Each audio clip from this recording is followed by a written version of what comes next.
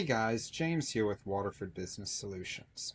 And today I wanted to talk about a concept that is very, very important to business owners, and that's owner's draws or owner's compensation.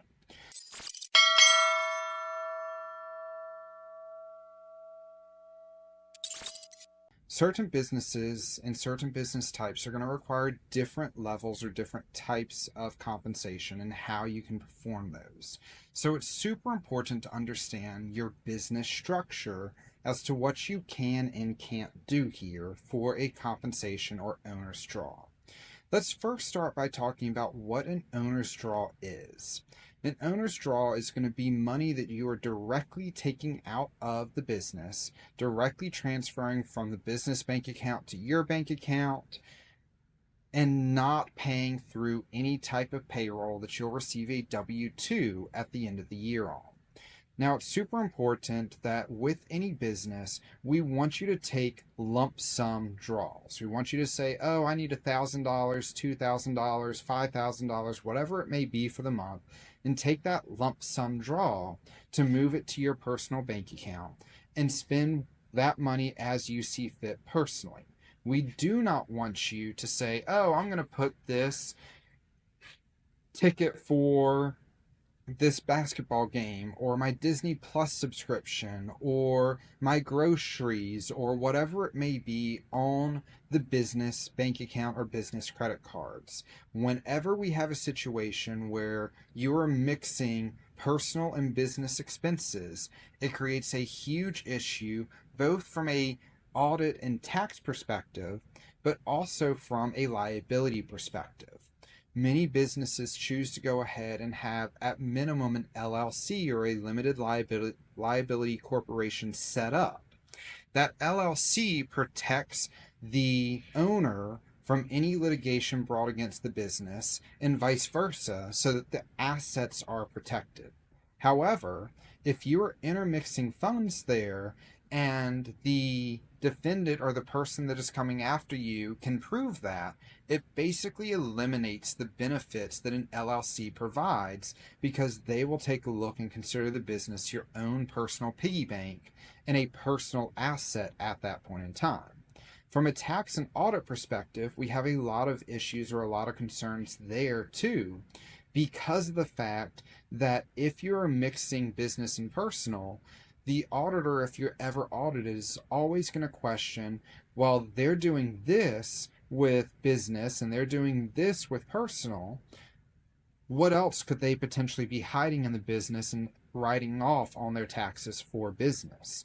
So if we're doing that a lot, it's always going to raise further questions and cause further concern for an audit with the IRS when and if you ever get into one there. So it's really important to make sure with owner's draws that we do one lump sum of owner's draws. The other thing to understand with owner's draws is it depends on your business structure as to what you can and can't do. For sole proprietorships, you must take owner's draws. You can't take any type of payroll or any type of W-2 wage out of the company. That's not allowed. However, when we get into LLCs, partnerships, etc., there can be differences there. Let's talk for just a standard LLC. For a standard LLC, all it is taking a sole proprietorship and putting a legal standing behind it. That is going to allow owner's draws, and it's not going to require any type of payroll or wage payout there. For partnerships or multi-member LLCs, same thing. They allow for owner's draws. Where it gets tricky, though, with partnerships and multi-member LLCs is that you have to make sure that both partners are whole in the partnership. So if you've got two partners, one partner couldn't pull out $5,000 and the other partner not pull out anything unless you want that other partner to have a lot more equity in the company. Let's say it's a 50-50 partnership. If one partner is constantly pulling money out of the company, they're reducing their equity, their positive equity state in the company, while the other owner, who may not be pulling anything out, is just gaining more and more equity. While that's inherently not a problem, we do have to make sure that that is tracked, that that owner is owed that money, because come time to sell the business or come time for one of the partners to leave, that equity must true up so that both partners are at the same level of equity in a 50-50 partnership. So it is super important to make sure that in partnerships or multi-member LLCs, that anyone who has ownership, anyone who has shareholder in anything there, that we track everything going on there and keep everything moving forward and keep everything accurate and have some way of understanding each partner's draws that they've taken out, to record it both on the taxes, because that is required on partnership tax returns, but also on your own books, so that when that time comes to true up, you can know who is owed what. Where we start getting a little more complicated is going to be with S-Corps or LLCs that elect to be an S-Corp. S-Corps require you to take a reasonable salary as an owner who is actively participating in running the business. If you're not actively participating, if you just own it and it's an investment, you don't have to have a salary or wage. But if you are actively out there running the office, scheduling jobs, doing jobs, you are required to take a reasonable salary. Now, this is something that always is kind of screwy and something that I really don't like, because why would they? But of course, there is no definition on what a reasonable salary is. Court cases overall have pointed out that in an audit, a reasonable salary is considered if you were to quit your job at your company today and go do the exact same thing for your competitor, what would your competitor be expected to pay you? And that is what a reasonable salary is. Many S-Corps do not do this, or LLCs that elect to be taxed as an S-Corp, and either don't pay themselves a salary at all because they're unaware of this requirement, or underpay themselves because they don't understand what a reasonable salary is, or the accountant, CPA, EA, whoever they're working with there doesn't properly educate them. The issue with underpaying on your reasonable salary, the whole point that the reasonable salary exists is so that you pay in your fair share of self-employment or Medicare and Social Security taxes.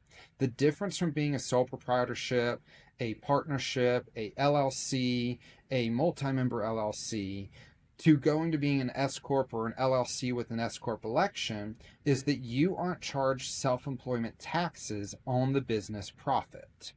However, by not being charged self-employment taxes, you aren't having to pay in to Medicare and Social Security. By not having to pay into Medicare and Social Security, it's leaving those unfunded. And so you are expected to pay your fair share of taxes into Medicare and Social Security, which is why that reasonable salary edict exists and why you must have that reasonable paycheck coming out. If you do not take and have that reasonable paycheck coming out, it could result in you losing your S-Corp election status or losing your S-Corp incorporation status as a whole. And that's the last thing you want to have happen, because while it's easy to elect to become an S-Corp and have that massive amount of tax savings, it's really difficult to get it back once you lose it, because if you either choose to drop it or get it revoked, it's a minimum of a 5-year wait to get it back. So that's a long time of not having that tax benefit there. And when we're doing S-Corp returns on your taxes, we have to report each and every year how much the ownership was paid, so that the IRS can always see what you're being paid and say, I'm not sure this is reasonable. Let's open up an audit on them because this isn't reasonable. Or we want to see if this is considered reasonable.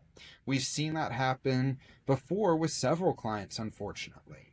And while ultimately we were able to defend it, they had to substantially increase their salaries in order to not lose their S-Corp election.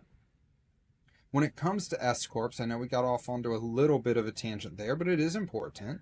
When it comes to S-Corps, if you are not receiving your reasonable salary, we want to be very, very cautious of taking owner's draws. If you're taking owner's draws, especially if you're taking owner's draws in excess of whatever salary you're taking, if it's not reasonable, that can be a huge, huge, huge red flag moment for an audit. Just like we have to report exactly what your wages were as ownership, we also have to report exactly how much in owner's draws you took out at the end of the year. So on that tax return, the IRS can see not just what you were paid, but how much money you pulled out of the company. So let's say you're only taking a $36,000 a year paycheck, but you pulled $150,000 out of the company. That $36,000 paycheck, at least for most of my clients, would not be considered reasonable. In the trades and in the stuff most of my clients are doing, generally we're going to be north of $60,000, $65,000, and some clients are going to be north of over $100,000 considered as their reasonable salary. So if you've only got $36,000 that you are paying there, that's going to be a big, big factor there of effects. And that will be something that is scrutinized by the IRS. And while you might get away for it for a year, maybe 2 years, if you're doing it long enough, it will trigger an audit if you don't have that reasonable salary. So with S-Corps, it's super important to make sure first and foremost that you've got that reasonable salary in place before taking that owner's draw. And if your company can't afford to pay you a reasonable salary, make sure that your owner's draw is not exceeding whatever salary you're able to take in order to limit the chances for that red flag of an audit. The final type of business is going to be a C-Corp. And a C-Corp is the only one that we absolutely, as much as possible, do not want to take an owner's draw from. C-Corps, when you take an owner's draw, it ends up being double taxed. An owner's draw with a C-Corp must be taxed as taxable income with the C-Corp or with the business under corporate taxes, and then we must report that you took that money out and that you earned that money and it's taxable money to you. So not only is it going to be taxed at the corporate tax rate as profit for the company, but it's also going to be taxed at your personal tax rate. So rather than having an owner's draw taxed at a 12, 22, 24% tax bracket, we're going to combine your tax bracket with the corporate tax bracket, and you're likely going to see 35, 40, 50% taxes on that draw you take from a C-Corp. What we want to do with the C-Corp is either guaranteed dividends that are written into the operation agreement with the business that say, hey, you get X amount of income as a guaranteed dividend, and the business pays out dividends, and then you go ahead and pay the taxes on that dividend, but the business doesn't have to claim it as income. Or we want to give you a bonus or increase your paycheck through the business so that it's covered there. So C-Corps are definitely the biggest no-no for owner's draws, just so that we can save as much money as possible on taxes.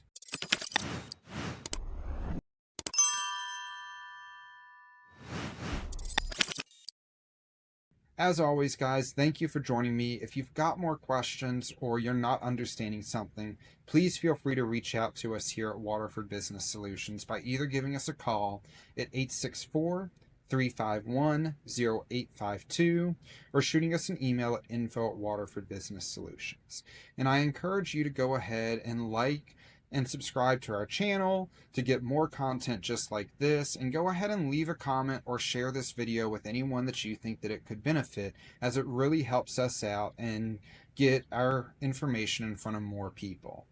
Until we meet again, have a great rest of your day.